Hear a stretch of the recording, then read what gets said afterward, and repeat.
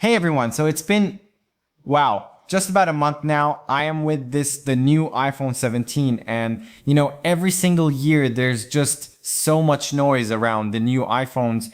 You get the hype, you get the complaints, all the hot takes. I really try to just tune most of that out and just, use the phone. So this is my Lavender model. And just so you know where I'm at with it, after a month, if we check the battery health, yup, still 100%, and I'm at 21 charge cycles. Now, full disclosure, my main daily phone is actually the iPhone 17 Pro. This has been my secondary daily driver, but honestly, that means I'm using it a ton, right alongside the Pro, and I think that gives me a pretty interesting perspective. Because for the first time, and I really mean this, for the first time ever, the gap between the base iPhone and the Pro iPhone, it feels way smaller than you'd think. And in this video, I really want to talk about why. So what's so special about this phone? I mean, you look at it and it looks pretty familiar, right? It looks a lot like the iPhone 16. But the big deal, the one thing I'm probably going to keep coming back to in this review is the display. Apple, they finally did it. They put the ProMotion display, that super smooth, buttery 1 to 120 Hz screen in the base model. And for me, and I know for a lot of you, that has been the dream for years. It's a huge, huge deal. It's a real dream come true for a lot of us. So here's the plan. We're going to talk about the design and that new display. We'll look at the performance from this new A19 chip. I ran the test and the scores are pretty wild. We'll cover battery life. We'll definitely talk about the cameras, especially that new front camera that's been like all over the place. It's kind of viral. Then software, iOS 26, and yeah, Apple Intelligence. I'll give you my honest thoughts on that. We'll get to it. And then we'll cover the catches, the downsides, the things you need to consider, and finally, who this phone is actually for. Is this the one you should upgrade to? All right, let's get into it. Okay, so first up, let's just talk about the feel. In hand, it's really familiar. In a good way, like I said, it's pretty much the same design as the iPhone 16. You've got the action button and you've got the camera control button over here on the side, which I actually find myself using quite a bit. The edges are that much softer, more rounded, which they've been doing since the 15. It's comfortable. It's not that sharp, blocky feel of like the 12, 13, or 14, but the design, that's not the story. The display is the story. This is the biggest upgrade to the base iPhone in, I don't know, maybe ever? First off, the screen is bigger. It's a 6.3 inch screen now, up from the old 6.1 inch. And I know what you're thinking, is it too big? And honestly, no. You can barely tell even if you put them side by side. The reason is that the bezels, they are so thin now. Just tiny. It just makes the whole front of the phone feel all screen. It's way more immersive. But the size, again, that's not the main thing. It's ProMotion. That 1 to 120 Hz adaptive refresh rate, it makes everything just feel buttery smooth. Scrolling, swiping between apps, even the new liquid glass animations in iOS 26, it's just fluid. It finally feels like a premium top-tier phone. For years, this was the one thing that made the base model feel, base. It was the one thing you could feel every single day that separated it from the Pro, and now that gap is gone. And because it's an LTPO panel, which is the tech that lets it adapt, it can ramp all the way down to 1 Hz, and that is what finally unlocks the always-on display. Another Pro feature now on the base model, it's also brighter. We're talking 3000 nit peak brightness outdoors. In the real world, that just means I can actually see the screen in bright sunlight. And it has a new anti-reflective coating, which definitely helps. The display is a 10 out of 10 upgrade. It's bigger, brighter, thinner bezels, and it has ProMotion. It feels pro. Okay, so inside this phone, we've got the new A19 chip. And Apple's chips they're always fast, like faster than it needs to be fast. But here's the crazy part. I ran Geekbench 6 on this, and I got 3573 on single core, and 9143 on multi-core. Now, numbers on a screen, who cares, right? But here's the context. Those scores, they're higher than the scores on last year's iPhone 16 Pro Max. So the new base model is faster than last year's top model, And this goes right back to my point about the display. Last year's iPhone 16 was also super fast, but because the screen was locked at 60 Hz, all that power, it still felt a little choppy. Now with the A19 Plus, the 120 Hz display, you feel all that speed. The whole OS, especially with those new iOS 26 liquid glass animations, it's just instant. It's a perfect match. I haven't done a ton of gaming on it, but with this chip and this screen, every game I've tried from casual stuff to, some AAA titles, it's flawless. It's a great experience.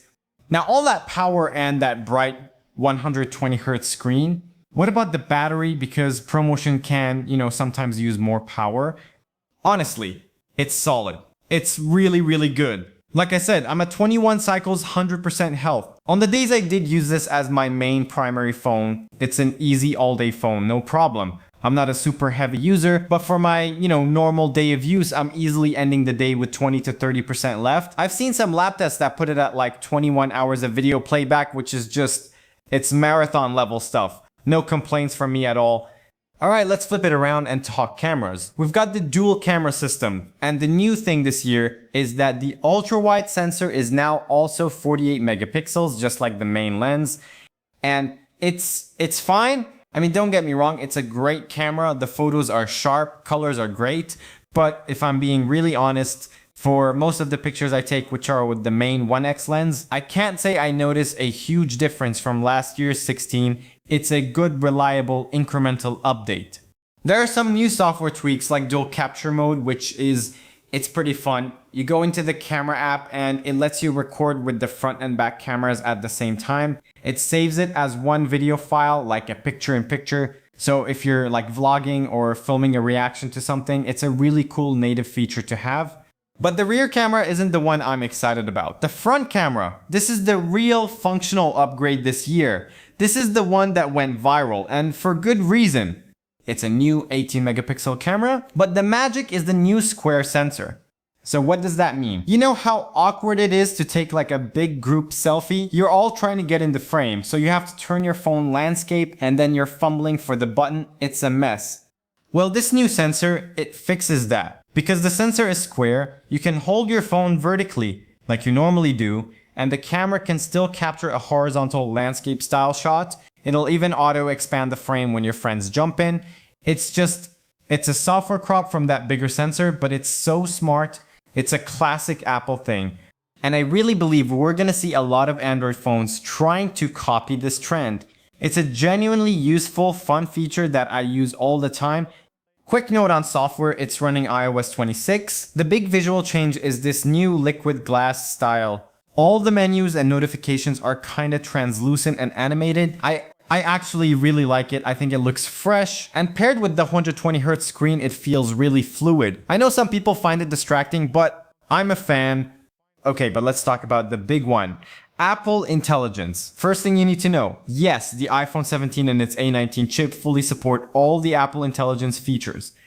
But I'm going to be honest with you. For me, it's not a big deal. And that's because, Apple Intelligence it's still very early. It's still in beta. I've tried it. The writing tools are okay. The image playground is a little creepy, is a word I've seen used, and I kind of agree. Siri still feels, well, like Siri. So I usually find myself using alternatives that are just more powerful right now. I'll open up Gemini or ChatGPT for any real heavy lifting AI task, and that's okay. Don't buy this phone for Apple Intelligence as it exists today. Buy it because the A19 chip means it's ready for whatever comes next. So this phone sounds pretty perfect, right? It feels pro, it's fast, great screen. What's the catch? What's the real downside? Well, the gap to the Pro is smaller, but it's still there, and for me, the differences are now very specific. Here's what you're not getting.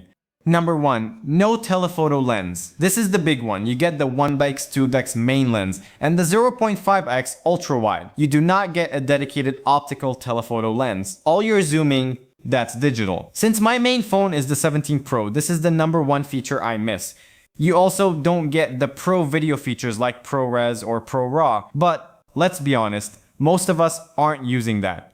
Number 2, the port is slow. This one bothers me. It has USB-C, which is great, but it's USB 2.0 speeds. That's the same speed as Lightning. The 17 Pro has USB 3, which is like 20 times faster. If you ever plug your phone in to transfer big videos, this thing is painfully slow. It feels like an artificial limitation, and it's my biggest complaint. Number 3, no vapor chamber. The 17 Pro has a new vapor chamber inside to keep it cool. This base 17 doesn't have that. So if you're a hardcore gamer like playing for an hour straight, the Pro will stay faster for longer. And number 4, RAM. This phone has 8 gigs of RAM. The Pro models have 12 gigabytes. Right now, 8 gigabytes is plenty, but in like 3 or 4 years, that 12 gigs on the Pro might make a difference. It's just something to keep in mind for future proofing. So that's the iPhone 17. The real question is, should you buy it or upgrade to it? And I'm gonna break it down just like I would for a friend. First, if you just bought this phone, you made a fantastic choice. Seriously, you're getting 95% of the Pro feel for hundreds of dollars less. You've got the best base model iPhone ever made.